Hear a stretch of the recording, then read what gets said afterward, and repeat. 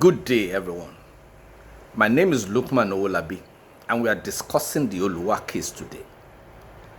This was a legal battle that centered on the land rights of indigenous chiefs against the British colonial government. The case was formally codified as Amodu Tijani vs. Secretary, Southern Provinces, 1921. It was a landmark case that was eventually discharged at the Privy Council of Great Britain sitting in London. Now, let us sink our teeth into it. In 1913, the colonial government appropriated land in Apapa under the Public Lands Ordinance No. 5 of 1903 for the purpose of constructing the Apapa port and allocation to some European merchants as alleged. The land appropriated was hitherto under the direct control of Chief Amodu Tijani, the Oluwa of Lagos, who had dominion over towns and villages around Apapa in trust for the community as an Idaho chief.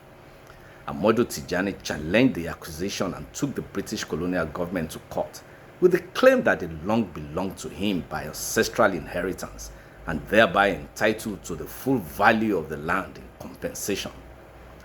The colonial government argued that the lands acquired were part of the territories ceded to the British Crown by King Dosumo in 1861, which bestows on them the power and authority to seize the land. Now, we need to remember that the Treaty of Cession provided that Oba Dosumo transferred onto the Queen of Great Britain, her heirs and successors forever the port and island of Lagos with all the rights, profits, territories and appurtenances whatsoever thereunto. At the Nigerian Supreme Court, the Chief Justice considered the power of allotment and of exacting a small tribute or rent in acknowledgement of Amodu Tijani's position as head of a family or community. The Chief Justice further held that even though he had a right which must be recognized and paid for, it was that of ordinary rights of control and management of the land in accordance with well-known principles of native law and custom, including the right to receive payment of the nominal rent or tribute payable by the occupiers, and that compensation should be calculated on that basis and not on the basis of absolute ownership of the land. The court dismissed Amodu Tijani's claims in a clear instance of subordination of customary law to colonial legislation. Amodu Tijani responded swiftly. He was unequivocal about the fact that the British had no legitimate right to override centuries of customary law and community ownership.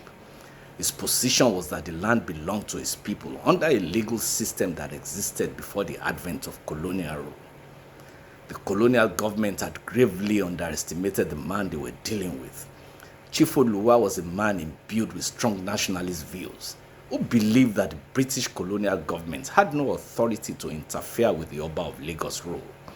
To this end, he served as a co-founder of National Congress of British West Africa, one of the earliest formal organizations working towards African emancipation.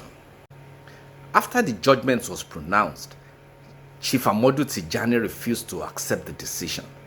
He vowed never to be a grumbling native who would inexorably settle for minimal compensation after a few words of exhortation.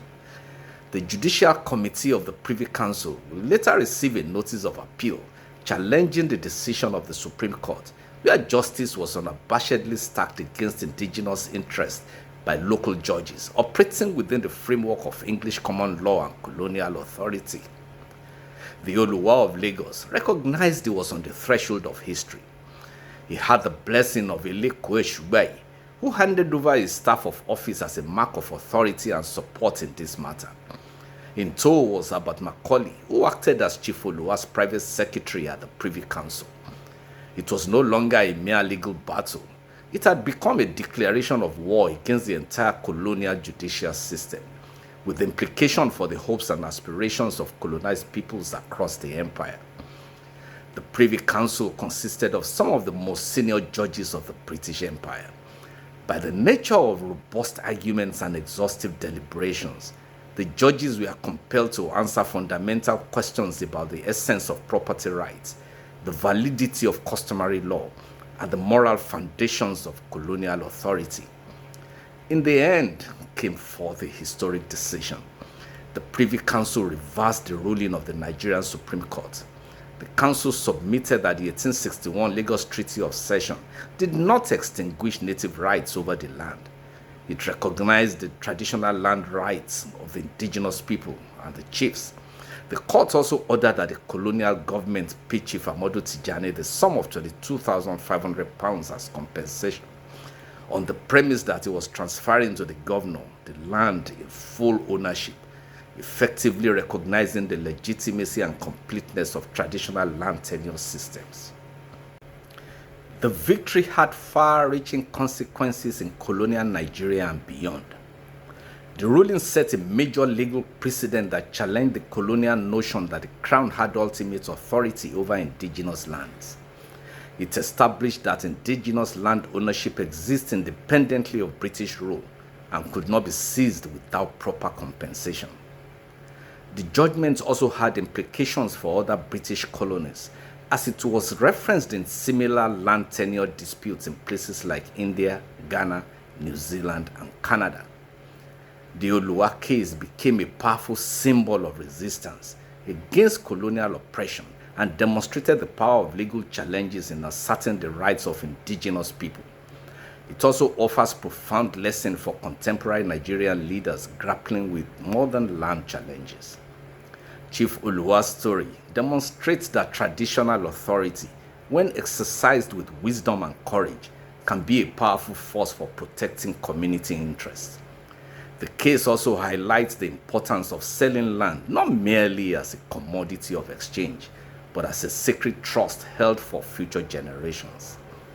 Chief Amadu Tijani's example is both inspiring and instructive, demonstrating that the path to justice may be long and difficult, but it is never impossible for those with the courage to pursue it. This act of courage, sacrifice, determination, and perseverance finds expression in the words of Carrie Chapman Catt.